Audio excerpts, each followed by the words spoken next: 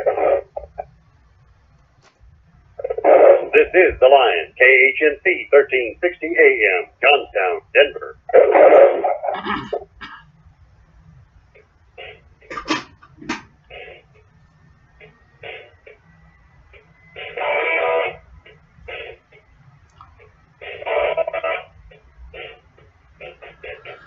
My friends, welcome back. This is Howard Riell. The show, you know, is called Riell Truth. We are honored today to have as my special guest Robert Spencer. You know him. He's been on the show before, director of Jihad Watch, which is a program of the David Horowitz Freedom Center, and the author of 17 books, including his newest, Confessions of an Islamophobe. Robert, welcome back to Riell Truth. Great to be here. Thank you. It is an honor to have you back, and thank you for all the work that you do and have been doing for a very long time. We've only got 2 minutes before we're going to hit our first break, so give us a thumbnail sketch about your new book. Confessions of an Islamophobe meet the charges that the foes of Islamophobes say head on. In other words, it's this. If Islamophobia is opposition to jihad terror and to Sharia oppression of women and non-Muslims, then everybody ought to be an Islamophobe. If President Trump is an Islamophobe for retweeting some real videos of Muslims being violent, and that's Islamophobia, then everybody ought to be an Islamophobe and resist Islamic violence and Sharia oppression carried out in the name of Islam. It strikes me that Islamophobes live longer than non-Islamophobes, wouldn't you say? I don't know. They do, because telling the truth is always liberating. Telling truth is liberating, and it seems to me that our friends over in Europe could use a few more Islamophobes, because it seems like they are willingly giving away their continent to the Muslims who are just rampaging there. That's true. There's been an incredible crime wave, rape wave, all of it due to the Muslim migrants who are coming in and preying upon the native populations in Europe, and this is done by the express will of the European authorities, who have enabled this Muslim migrant influx. Anybody who stands up against it is demonized as an Islamophobe, and so not many people do stand up against it, and Europe continues galloping toward ruin. Is part of the reason you named the book Confessions of Islamophobe to take away the stigma that goes with that word? Yeah, absolutely. I want to just say that exactly that if you're going to call us Islamophobes for saying that there's something wrong in Islam when people are quoting the Quran and quoting Muhammad to justify acts of the most horrific violence, well then okay. Then everybody ought to be an Islamophobe, and we should just own the word. And live happily ever after. All right, well, like I said, we're about to hit a break. When we come back, we're going to talk about your book. We're going to talk about Islam, whether or not it's a religion or a cult. And specifically in your book, you outline the threat to Jews and the threat to Christians. And that's what I want to focus on. Robert Spencer is with us today, my friends, here on Riell Truth. We'll be right back.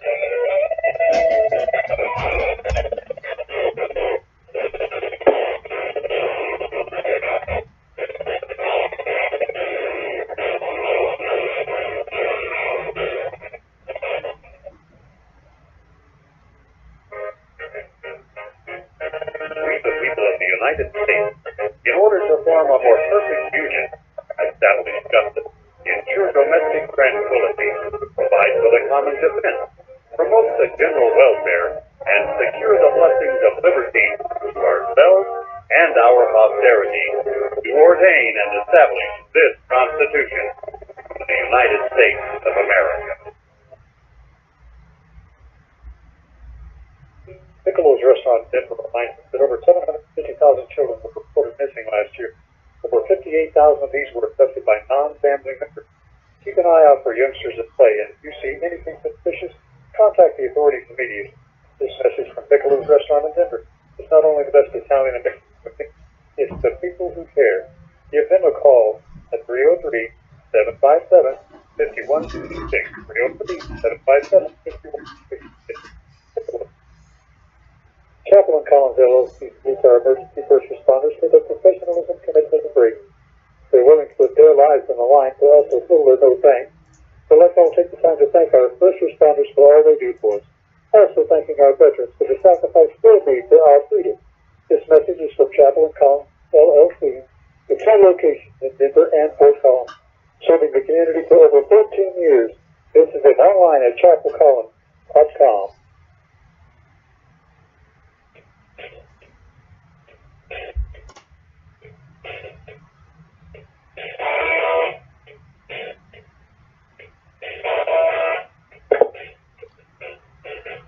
All right, folks, welcome back. Howard Riell, Riell Truth. Special guest today, Robert Spencer, the director of Jihad Watch, author of 17 books, and you should read each and every one of them. His newest is Confessions of an Islamophobe. Robert, Islam, religion versus cult. If I say it's not really a religion, it's really a cult, what's your reaction? Well, I guess it depends on your definition of the word religion and the word cult. I mean, obviously, a cult is something where you have fanatics who are controlled by cult leaders who brainwash them and program them to do things that no human being ordinarily would do. And certainly Islam fits the definition in that regard, right, in that its teachings in the Quran and the teachings of Muhammad, they induce people to, as the Bible says, call good evil and evil good, and to think that in killing people they are doing service to God. And so in that sense, absolutely it is. At the same time, there is not one fanatical, charismatic cult leader that you usually have, and a religion generally is something, whether it's true or not, that claims to unite men to God or to explain God to men, and Islam does fit that definition. So it really just depends on how you look at it. But certainly you've got a very good point, that when you're talking about these people who are just driven by this incredible fanaticism to kill, and they think that they're doing something righteous, well, that's obviously very cult-like. Yeah. What would it take what kind of a horrific attack would it take to wake Americans up to the fact that Islam is a clear and present danger? I mean, we had 9/11, and you still have millions and millions of Americans who will fight to the death to defend Islam's right to exist in America, even though we know that there are terrorists embedded in the Islamic population. Is it possible to wake most people up, or is it just a fool's errand? Well, I mean, obviously I'm still doing this. We're right. speaking now because you and I both agree that it's very important to try to wake Americans up about this. At the same time, though, Howard, I got to say that I don't think that there are some people that are ever going to awaken. They are absolutely, indefatigably, unshakably committed to the idea that Islamophobia is a bigger problem than Islamic jihad, and that people who call attention to the jihad threat are the real problem, not the jihad threat itself, and that it's really all about racism and bigotry and Islamophobia. It's interesting that people consider Islamophobia a form of racism when Islam is not a race. There are people of every race on earth who belong to Islam. Yeah, well, that's because they know that that's how to push the left button.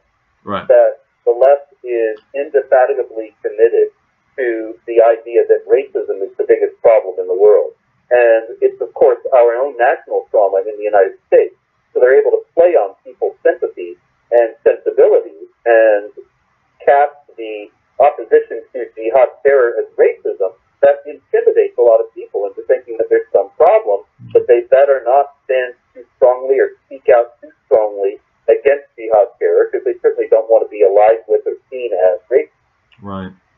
Two of the chapters you have in your book are titled The Threat to Jews and The Threat to Christians. Why have two chapters like that?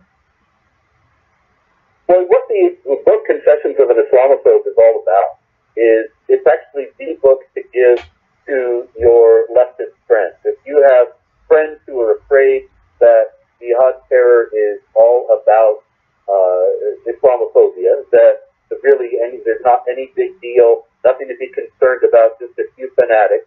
If you have people in your family or among your friends who think that, this is the book to give them.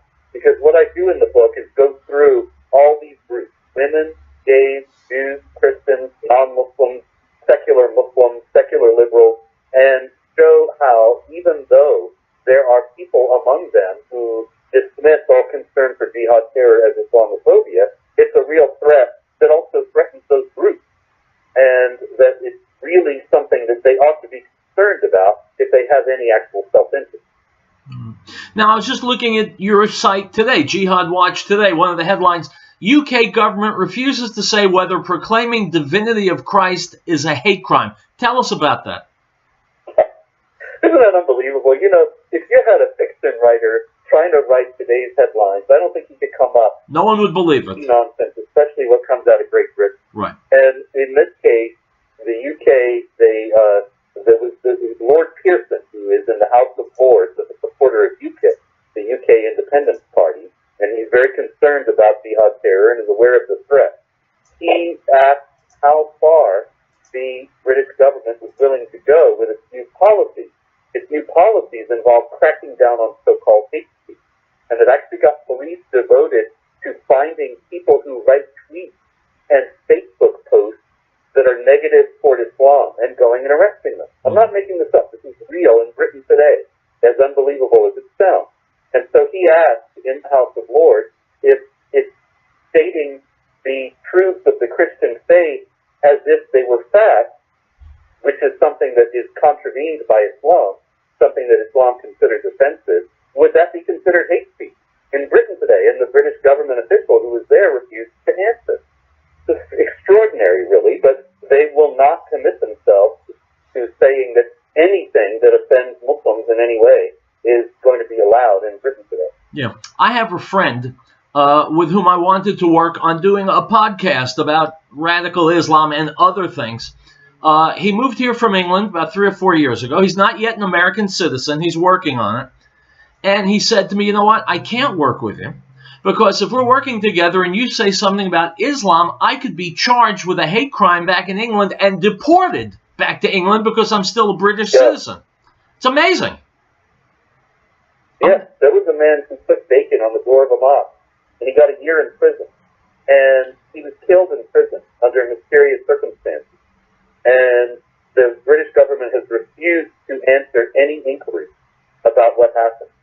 And what's even stranger is the jihad preachers who openly teach that jihad should be waged against infidels and so on. They come into Britain all the time. And they speak at British universities and in mosques and so on. Yep. Nobody minds. Right.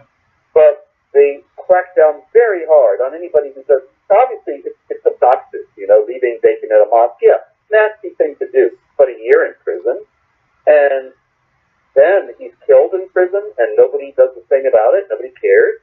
It's really strange what's going on in Britain these days. Well, you could say he was murdered by political correctness. We're going to take a break, and we'll come back with Robert Spencer. My friends, go nowhere.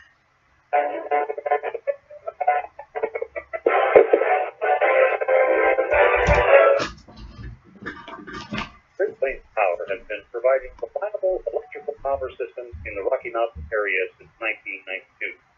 Our systems rely on the sun to help make you self-reliant for your power needs. Solar energy can be scaled to fit any situation, from complete power independence to backup power for the short term. Our expertise focuses on standalone power, but we have extensive experience with utility interactive systems as well. Custom-tailored capabilities from modest emergency lighting all the way to commercial scale power. Great Plains Power is a full-service company. We service everything we sell. We provide and design turnkey packages, custom design systems, and parts for do-it-yourself. With more than 20 years of specialized experience at your disposal, let us know what your power concerns or goals are. Reach us by phone or the internet. Call 303-239-9963. That's 303-239-9963. Or go to GreatPlainsSolar.com.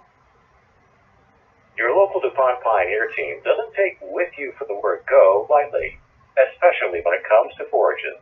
Just ask your fellow producers, folks like Amos Smith. We have an awesome support team from Pioneer. I think that they're probably one of the reasons why we are successful. And Bruce Cullen. They'll come out just anytime you want to call them and help us. You don't get that from all your other seed dealers. But these guys are here all season long. As well as Ken Phelps. Just know that the research that Pioneer's done, it really it shows, and the cows really do well with it, so we continue to use it. Or Billy Rucker. All in all, seem like Pioneer is always in the top. I believe green, and I believe green. Want a team that's with you for the word go? That's DuPont Pioneer. Ask them about leveraging leveraging the Silage Zone resource to produce the highest quality forages for your operation. Pioneer, with you from the word go.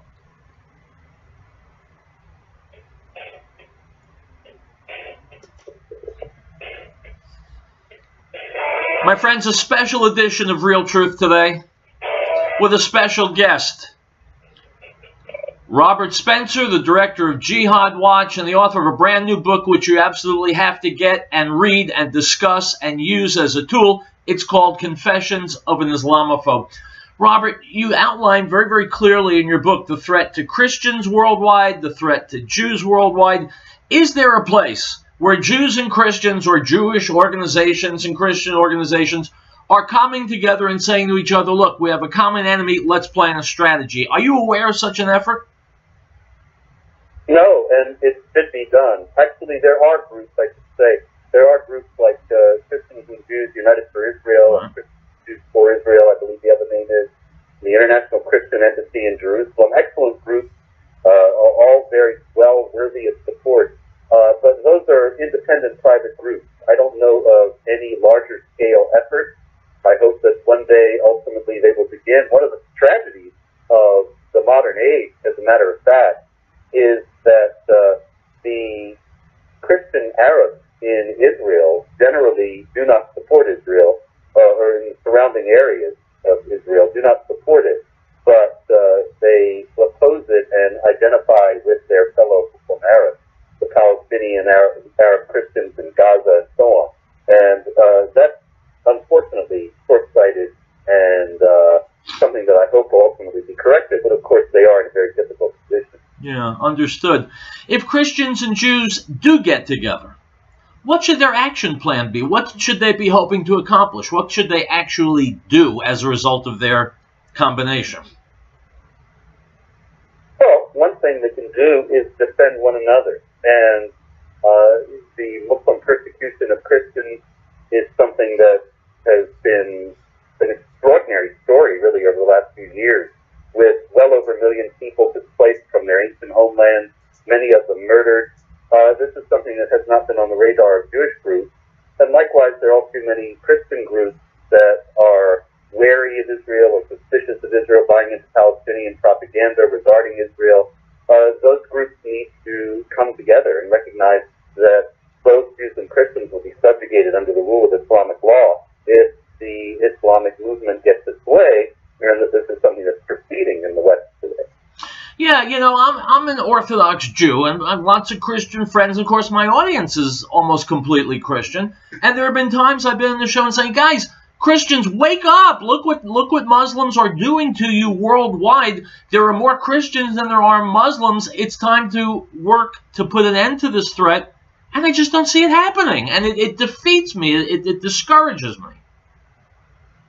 Yeah, well, you know, it's extraordinary, really. I think that the left-right divide is stronger than the faith divide at this point. And you have leftist Jews and leftist Christians defending jihad, holding up as heroes people like Linda Sarsour, who's patently anti-Semitic and pro-Sharia and pro-jihad. And you have conservative Jews and Christians uniting in defense of Israel and an understanding that Israel is on the front lines of the global jihad that the United States and all of the free world faces. And so maybe the left-right divide right now is actually more important in terms of the defense of the jihad than sectarian lines. I think that's an excellent insight. Obviously, this is a vast topic, but give a brief discussion about exactly how Christians are under attack by Islam around the world.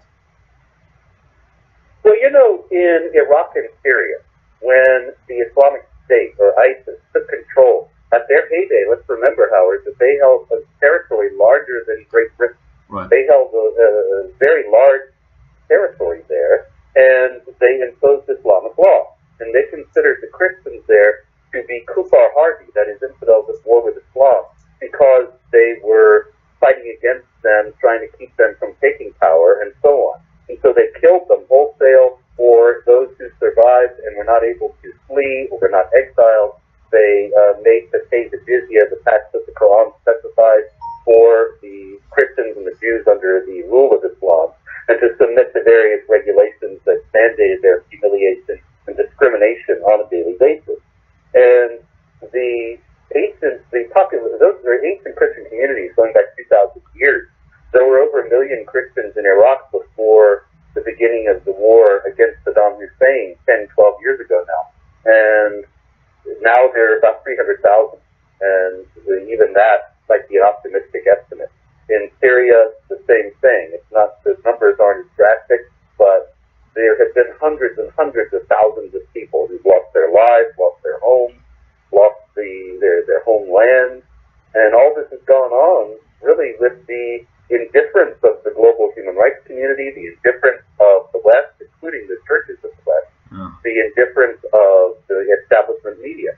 It's all just gone on as if it weren't happening. Yeah. You know, the old saying, the enemy of my enemy is my friend. It strikes me that Muslims also despise Hindus, and yet I'm not aware of any effort to combine Jews and Christians and Hindus on a united front to defend against the threat of radical Islam. Are you aware, again, of such an effort? No. I spoke once myself to a Hindu group about 10 years ago, and I know that there are Hindu groups that are aware of the jihad problem. Certainly the Indians have suffered to a tremendous degree that most Westerners don't know from jihad. And actually, I know we're talking about this one book, but I'm writing now another book, The History of Jihad from Muhammad to ISIS. And one of the things that I detail in it is the very little known history of the jihad in India. And there needs to be a coalition, yes, you're quite right, of Jews, Christians, Hindus, and all those who are threatened by jihad. Yeah. All right, folks, in the next segment for the second half of the show, I'm going to be taking calls, if you like, 877-254-7524.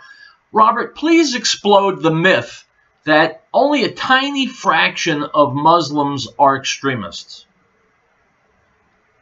Oh, yeah, Howard, you know, there are surveys that have been done by reputable organizations, the Pew Research Center being foremost among them and others, that show that there is amazing support for jihad terror, admiration for Osama bin Laden, support for Sharia blasphemy laws, and so on, among Muslims in the West.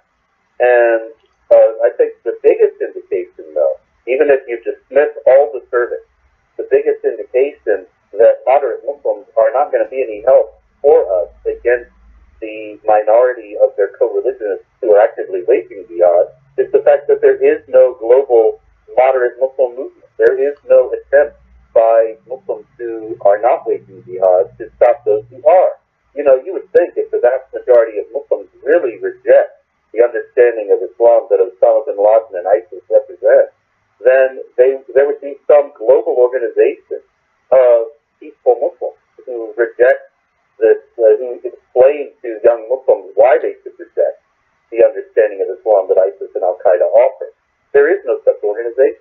Right. There are some voices of people who are Muslims who are calling for reform in Islam or who are calling for opposition to jihad terror, but they have just a handful of supporters among Muslims. For years, Howard, at Jihad Watch, my website, I've tracked Muslims against ISIS, Muslims against Al-Qaeda rallies of that kind that have been held all over the world, to be sure, over the last few years. But invariably, they only get like 20 people there, 50 people there, 100 people there. Meanwhile, you had a rally in Chechnya a few years back when the Charlie Hebdo cartoonists were massacred, a rally against cartoons of Muhammad, a rally in favor of the massacre of the cartoonists. 800,000 people, 800,000 in Chechnya, tens of thousands demonstrated against the cartoons of Muhammad in Pakistan, Iran, and elsewhere. We have never seen demonstrations like that against the jihad terrorists who are supposedly hijacking the peaceful religion of Islam. Right. Ben Shapiro has a video, which I've played on this show, in which he looks at research, which you referred to, in Muslim countries about how they feel about extremist measures like honor killing or jihad or terrorism. Are they sometimes acceptable means of expression? And based on his findings and the research findings, there have to be in excess of 800 million Muslims who say that, yes, that sometimes extreme measures like that are called for. Yeah, I'm familiar with that video. It's a superb piece of work, and I highly recommend it. You can find it readily on YouTube. And that does crystallize what I said here about the surveys, that there is broad support for jihad activity in various forms among Muslims around the world to a degree that most people are not at all aware. I think most Americans have the idea that Islam teaches peace, and that there is this weird little sect that's some tiny offshoot that does not teach peace, that teaches war, and that most Muslims reject all that. That is not the case at all. As a matter of fact, all the texts and schools of jurisprudence in Islam teach warfare against unbelievers and their subjugation under the rule of Islamic law. There is no sect of Islam that does not teach that. Doesn't mean that every Muslim is going to do it, but it's certainly something that is universally taught. Is it? Do you agree with my perception that Donald Trump is the best president we could have had vis-a-vis radical Islam at this point in time? Maybe best president ever to take on radical Islam? Yeah, I think that Donald Trump is certainly the most honest about the nature and the magnitude of the jihad threat since John Quincy Adams. And so he certainly stands as the greatest president in our lifetime to stand up to this. I think his move of the embassy to Jerusalem and recognition of Jerusalem as the capital of Israel is an extraordinary and world historical move, the full implications of which have not really been plumbed yet. But the main thing I think that is so great about it is that he's standing up to the bullying that for years President Clinton, President Bush, President Obama, they all agreed that Jerusalem is Israel's capital, but they waived the move every year because they didn't want to get the Muslims angry. And they knew that Muslims would riot and kill if they moved the embassy to Jerusalem. And Trump is saying, we are not going to let you determine where we put our embassies by terrorism. We are not going to let you intimidate us into submission. And that is the most important thing about this, that he is the first president in living memory to stand up to this violent intimidation and bullying and say no more. Well, he's got a lot of brass. If you remember, when he first started running, he did indeed call for a Muslim ban. And, he has since backed off that. Do you wish he had not backed off of it? Yeah, but I understand political reality. And I remember seeing one of his famous tweets that he said that the travel ban that has now been implemented has to be greatly expanded. And I think he still recognizes that when you're bringing Muslims into the country, there is just no way to distinguish between jihadis and potential jihadis and Muslims who are going to be peaceful. And that being the case, it is the better part of prudence just to not allow immigration from majority Muslim countries. And that is something that I hope he will continue to keep working for. But of course, he is literally fiercely resisted in this by leftist groups and Islamic groups who insist that that's all just racism and that there is not really any jihad threat. Actually, this is bringing us back to the book that we're discussing today, because that's one of the reasons why I wrote it, to show, hey, wait a minute, this is not just all about Islamophobia. There really is a jihad threat that leftists need to be aware of. All right, we've only got 2 minutes until the next break. Geert Wilders in the Netherlands is a hero and a truth teller, very much like yourself. Is he being accepted any more than he was? Has he gotten more credibility than he's had in the past? Well, certainly. He is now the second largest party. His party is the second largest party in the Netherlands. Mm-hmm. He has a good chance eventually to become the Prime Minister of the Netherlands. And there are also parties around Europe that have sprung up in France and in Germany and in Austria and in the Czech Republic that have echoed what he has been saying for years. As a matter of fact, he just met with Marine Le Pen in France and with Tomio Okamura, who is the leader of a party like his in the Czech Republic. And it seems as if they are working to coordinate efforts and to demonstrate that this is something that is not going to go away, but that Europe is not going to go quietly. We're going to, in Europe, fight. Free people are going to fight for free society and not just submit to Sharia. How well do you think they'll do? Well, I think it's going to be difficult because there's a large and rapidly growing Muslim population in Europe now. There's more coming all the time. All right, Robert, let me cut you off, and I apologize. We're coming up against the break. When we come back, we'll continue more with Robert Spencer, my friends, here on Riell Truth. Howdy, folks. Have you ever thought about having your own backyard chickens? Now you have a source for certified organic, no GMO, no soy chicken feed. HappyHens.biz can even deliver, or you can pick up. Call me, Tim, at 303-829-5948, or go to HappyHens.biz for pricing and ingredients. At HappyHens.biz, we love HappyHens.biz. Or call us at 303-829-5948. The white road. The black road. Great conflict in you. If it helps, it also comes in gray. It's the final days. Nissan Master Week 5 sales event. Hurry in for your last chance to save big. Take on today. Star Wars The Last Jedi now playing. Save up to $11,910 on the 2017 Titan XP, or get 0% financing for up to 72 months on the 2017 Titan. Offers end January 2nd. Shop Nissan.com and your Nissan. Nissan, innovation. For well-qualified buyers, $11,910 on 2017 Titan XP, $8,500 cash down, $1,750 Platinum Reserve Veg Utility Package saving, $1,650 average dealer discount. Dealer says actual price, $1,389 per month, $1,000 finance for 72 months on 2017 Titan, plus finance through MMAX. Take from new dealer stock. See dealer or call 1-888-858-8319 for offer details. This Barb. Article 4. The right of the people to be secure in their persons, houses, papers, and effects against unreasonable searches and seizures shall not be violated, and no warrant shall be issued but upon probable cause, supported by oath or affirmation, and particularly describing the places to be searched and the persons or things to be seized. American Window Tinting Incorporated in Franktown reminds parents, keep an eye on your child while shopping. Children tend to stray or become lost. This poses an opportunity for a would-be abductor. Please make every effort to keep track of your little ones at all times. If you have information regarding a lost child, call local authorities at once. This message is from American Window Tinting Incorporated in Franktown. For residential or commercial window tinting, call 303-263-4228. He was in the world, and the world was made through him, and the world did not know him. He came to his own, and his own did not receive him. But as many as received him, to them he gave the right to become children of God, to those who believe in his name, who were born not of blood, nor of the will of the flesh, nor of the will of man, but of God. The Gospel of John, chapter 1, verse 10 through 13.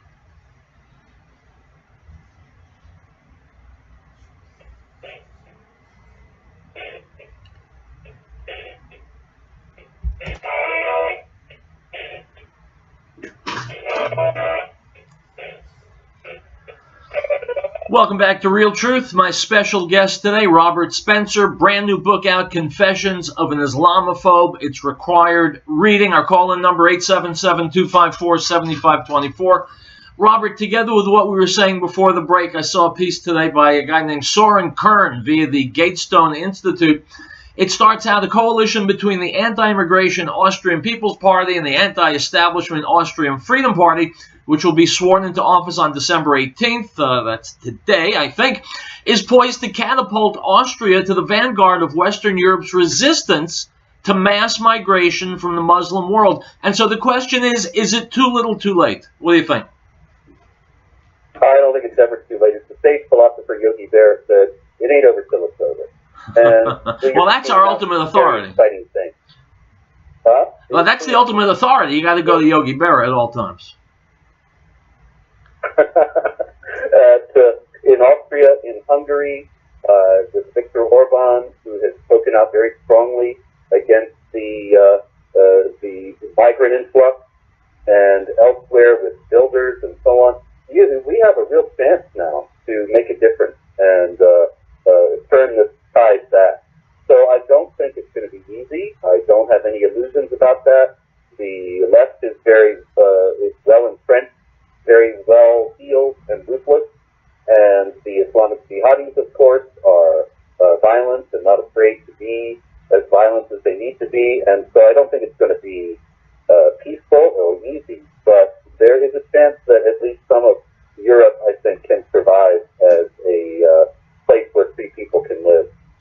want you to put on your psychologist hat. Why is it that liberals in Europe, Europeans, why do they continue to import Muslim immigrants in defiance of the obvious fact that they're injecting poison into their body politic? Why does liberalism continue to defend terrorism? It seems to me that they are revealing what their real priorities are. And that really what they're all about is hating the West, hating Judeo-Christian civilization, hating everything that Europe and the United States are built upon. And so they see the Muslims, and they see, oh, here is the group that has been arrayed against the West, arrayed against Judeo-Christian civilization for 1,400 years. So the enemy of my enemy is my friend. There you go. That's it. Is it possible for a country to actually ban Islam? Is it realistic? Will it ever happen? I would hope not, actually. Some people might be surprised that I say that. But that gets into the realm of totalitarian states where beliefs are banned and you have, people coming in and seizing books or arresting people for thought. I don't believe in thought crime or totalitarian states, and I think that's where it would lead. You'd have, if it were banned, then there would be, for some people, an attraction that it would have that it doesn't have now, and there would be people joining the underground and joining the resistance just out of a sense of injustice toward Muslim people. I think that more effectively we should enforce the laws that we have on the books right now that make it illegal to plot against and try to overthrow the government, and make polygamy illegal and other elements of Islam illegal. If we were to actually enforce those laws, then a lot of this problem would go away. If we are not outlawing Islam outright, but we are making it very clear that the elements of Islam that contradict the freedoms that are guaranteed by the Constitution and our existing laws, we're going to not allow here. Well, that's something for which there's ample precedent. You take, for example, polygamy that I just mentioned.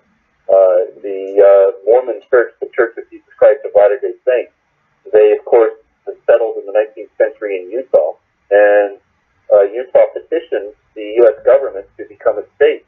And the U.S. Supreme Court said, no, Utah cannot become a state until it outlaws polygamy.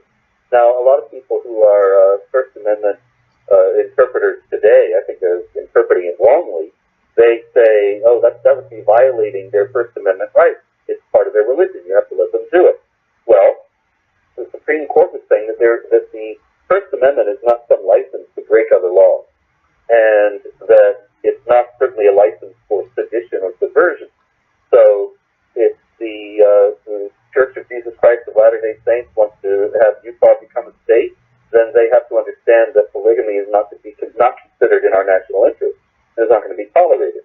If we were to act in the same way now and say that we are not going to allow for things like genital mutilation and these other aspects of Islam that contradict our own principles, then we would have a lot less trouble.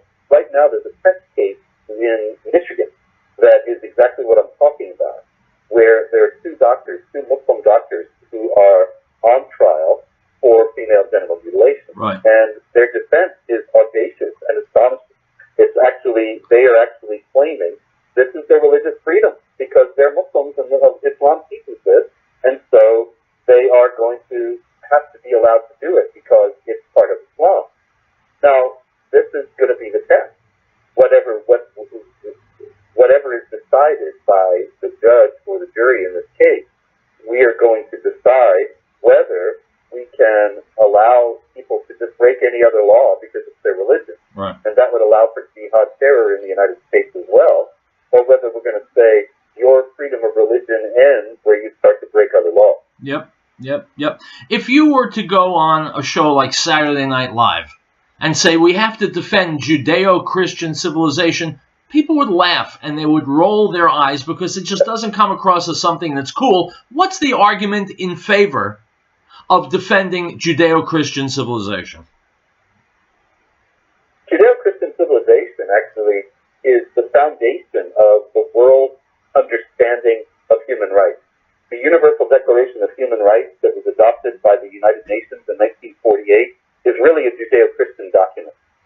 of Judeo-Christian principle. And it certainly was accepted by the rest of the world, with the notable exception of the Islamic world. But it is something that it can be easily traced historically back to Judaism and Christianity and to the values of the Western world. Now, the Islamic world, Islamic countries, adopted a Declaration of Human Rights that they drafted in Cairo some years later, called the Cairo Declaration of Human Rights, which says that human rights all come from Islamic law. And so that's essentially controverting the Universal Declaration of Human Rights of the UN, because the Universal Declaration of Human Rights allows for the freedom of speech, the freedom of conscience, the equality of rights of women, all sorts of things that Islamic law does not allow for. You know, it's a funny thing. We're about to go to a break again. I look at what's happening on American campuses where freedom of speech itself is now under attack. And I wonder, do Americans have the backbone to defend our freedoms anymore? Do we even recognize and value our freedoms? And too many times it seems to me that we don't, and that's what you're touching on right now. Indeed. I'll tell you, whenever I speak at college campuses, it's as if Jack the Ripper were showing up. And there's incredible outrage, calls for me to be canceled. There were several times I have not been able to speak at University of Buffalo. I was just screamed at for an hour and a half. At Stanford University, the school administrators actually conspired with fascist leftist students. They packed the hall. The administrators would not let in people who actually wanted to see me. Unbelievable. They then got up and left. The administrators wouldn't let anybody else in. All right, let's take a break and we'll come back. More with Robert Spencer. This is Riell Truth.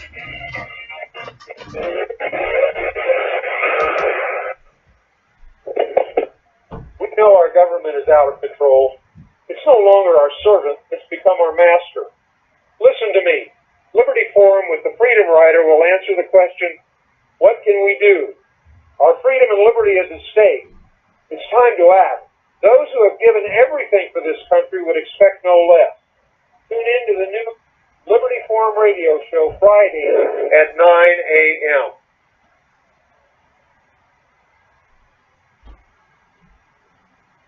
No state shall enter into any treaty, alliance, or confederation, grant letters of marque or reprisal, coin money, emit bills of credit, make anything but gold and silver coin a tender in payment of debt, pass any bill of attainder, ex post facto law, or law impairing the obligation of contracts, or grant any title of nobility. Article 1, Section 10. The Patriot Trading Group is a different kind of gold and silver company, cleaning up the industry for 21 years. Are you tired of the high-pressure sales tactics, the constant phone calls? Are you done with the bait and switch? You just want to be treated fairly with honesty and respect? That's exactly what you get when you call 800-951-0592. You have my word on it. I'm Joe Jaquin, CEO of the Patriot Trading Group. Check us out online at allamericangold.com. The American Freedom Network is not funded or supported by special interest groups or government programs. American Freedom Network is sponsored by advertisers demanding content or programming control. The American Freedom Network is solely funded by you, the listener. Please help keep the American Freedom Network on the air by purchasing one of our sponsors' fine products or by calling 1-800-05-6245 to make a donation. The American Freedom Network needs your help.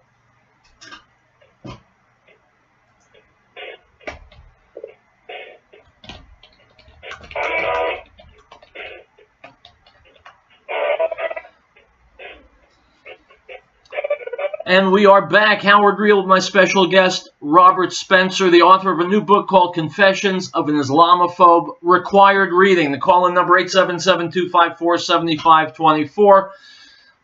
Robert, as countries make deals with Islamic leaders and organizations negotiate with Islamic leaders, we know that in Islam there's something called taqiyya, which says you're allowed to lie. God allows you to lie if it will gain you an advantage. Knowing that, how can we ever trust any statement, any document, any agreement that comes from a Muslim? Well, you can't. And that's the truth that nobody really wants to acknowledge. As a matter of fact, there's been a steadfast campaign, steadfast refusal to acknowledge that reality. You get blamed, pointed out. But the record is very clear. You have, for example, take Yasser Arafat. And he concluded treaties in the United States with the President of the United States, Bill Clinton, and with the leader of Israel. And he went back home and said in Arabic to his people that it was all just deceptive. He invoked the Treaty of Hudaybiyah, which was a treaty that Muhammad signed with the pagan Quraysh tribe when he wanted to enter Mecca, and Muhammad broke it as soon as it was convenient. It was no longer useful, and it was convenient for him to do so. And so Arafat was essentially saying, I'm just fooling the Israelis and the Americans to gain concessions, and we'll break this thing whenever we need to. And they did, of course.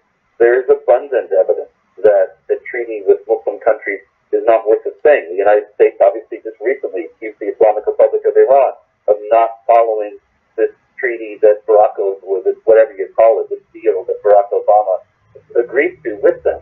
And that was hardly unexpected, but especially since it was the Shiites, which is the religion of the Iranians, Shiite Islam, who actually formulated this whole doctrine in Islam of deception. One of the things you hear most often from people when you talk about the brutality of Islam and the savagery of Islam, they'll say, look, every religion has it. You read the Old Testament, the New Testament, there's brutality in each of them. Every religion is the same. What's the response to that? Well, you know, every religion might have its extremists, but the fact is that there just is not the same kind of scale of violence on the part of Christians or Jews or Hindus or anybody else. There have been 32,000 plus jihad terror attacks around the world since 9/11. And that means the casualty list is much higher than that. The casualty number is much higher than the 32,000, because each one of them resulted in at least one fatality, and some of them hundreds. And so you're talking about tens of thousands of people, probably hundreds of thousands of people killed by believing Muslims screaming Allahu Akbar, who thought that they were serving Allah by committing these murders. And on the other side, how many Christians screaming Jesus is Lord have killed people in the name of Christianity since 9/11?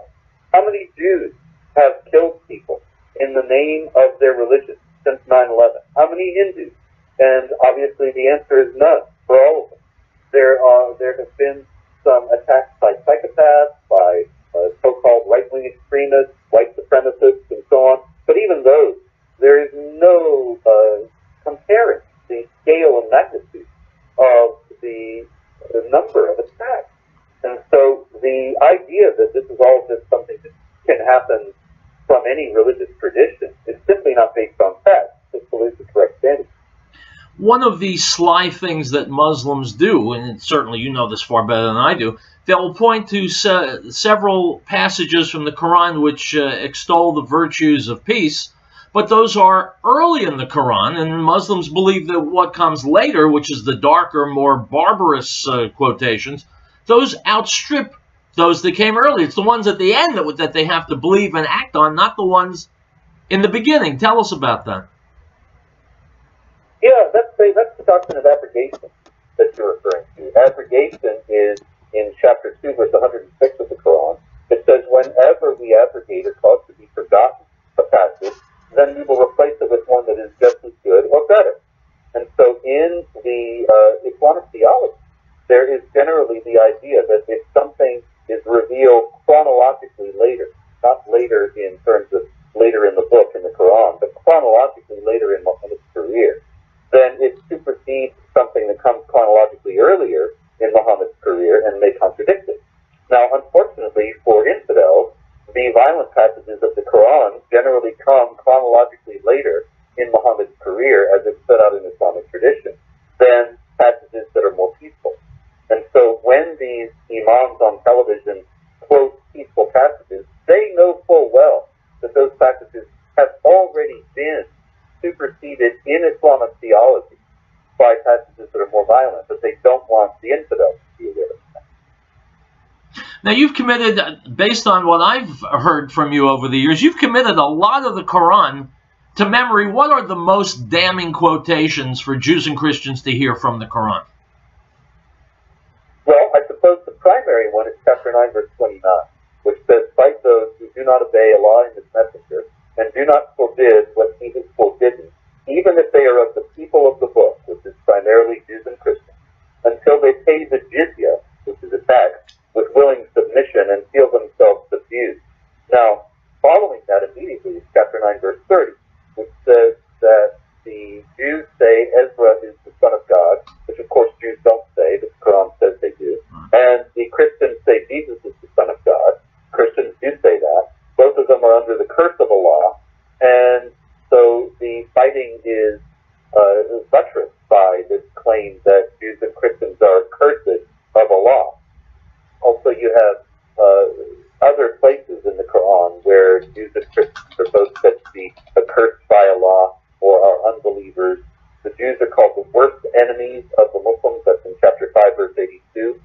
The Christians are called unbelievers, those who believe in the divinity of Christ, chapter 5, verse 17 and 72. And the Quran always envisions the people of the book, that is Jews and Christians, as being people who will hear that Muhammad is a prophet and recognize that his message is the same as the message of their prophet and convert to Islam. And then those who do not, who remain Jews and Christians, are called the unbelievers among the people of the book. And the unbelievers among the people of the book, which is essentially all Jews and Christians, are called the most vile of created beings in chapter 98. Verse. All right, let's take our last break of the day, and then we'll come back and we'll finish up with Robert Spencer here on Riell Truth. My friends, stick around.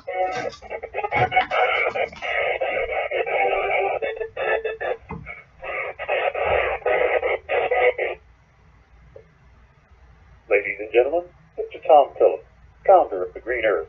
Well, it had to happen. When Colorado legalized marijuana, most people thought the Green Herb was a marijuana dispensary. Also, it was legalized on January the 1st, 2014. The same day we opened our new location at 4565 Kipling Street, 1.5 blocks south of I-70. There are 83,000 cars a day passing in front of our new location on Kipling Street, and most of them thought we were a marijuana dispensary. So we changed the name of our retail store to New Genesis Health, but we kept the name of our Green Herb Supplement. So when you come to our new location, look for our new name, New Genesis Health, or call us at 888-765-HERB. That's 888-765-4372. And be sure to listen to the Healthy Nature Show with the Bills every Tuesday at 1 p.m. TLR Associates of Boulder wants you to remember your life began at conception, and so does the life of every yet-to-be-born person. Baby and mother both lose when 1 in 3 women go against their instincts and choose abortion. Former abortion doctor Nathan says people do not understand that there are thousands of serious physical complications of abortion every year at this time. Post-abortion crises include severe guilt, depression, stress, anxiety disorder, sleep disturbance, suicide, violent behavior, sterility, increased risk of miscarriage and delivery complications of premature birth. The International Journal of Epidemiology reported abortion increased breast cancer risk by 90%. Every helpless baby has the right to life, too. This life-giving message is brought to you by TLR Associates of Boulder, providing a job well done for your home or business with 9 stucco, stone, and brick. Call TLR Associates of Boulder, 303-921-3310. TLR Medallion brand stucco protection serves the Boulder and northern Colorado area. Check.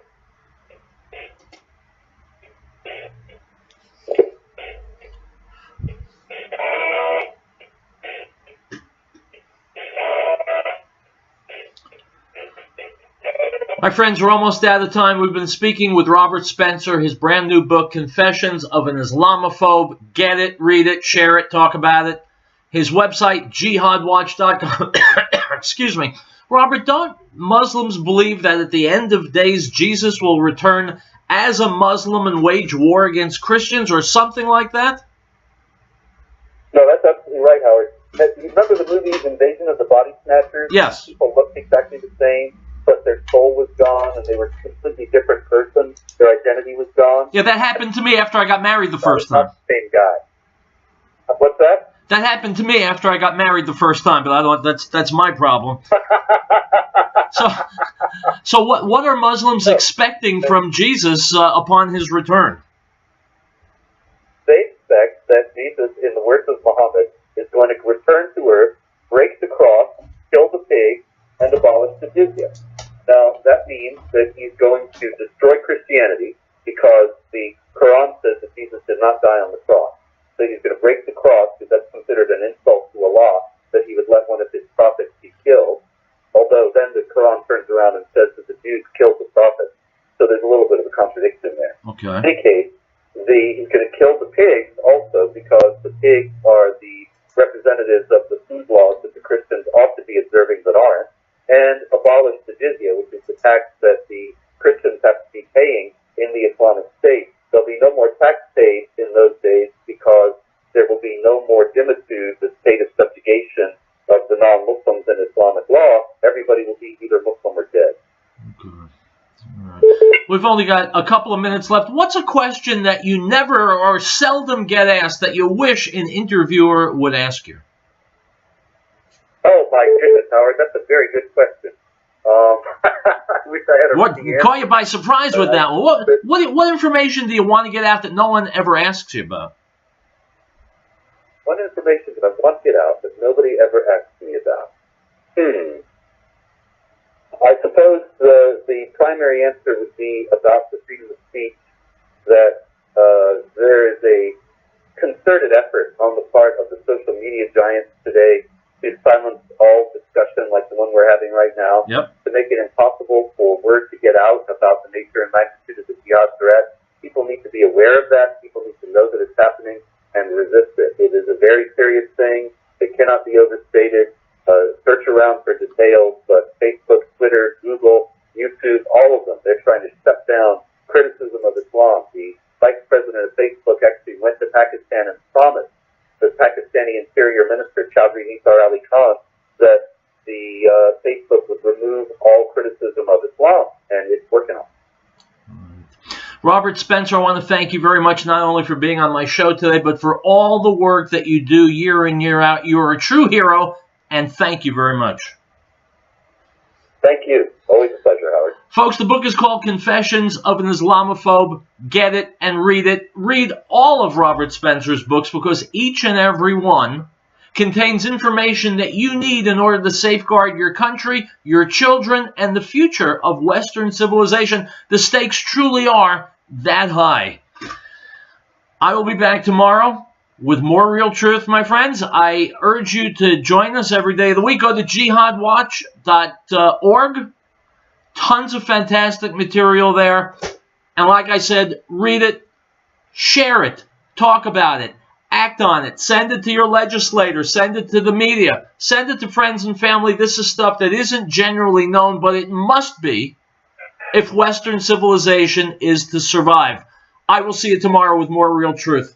Hasta luego.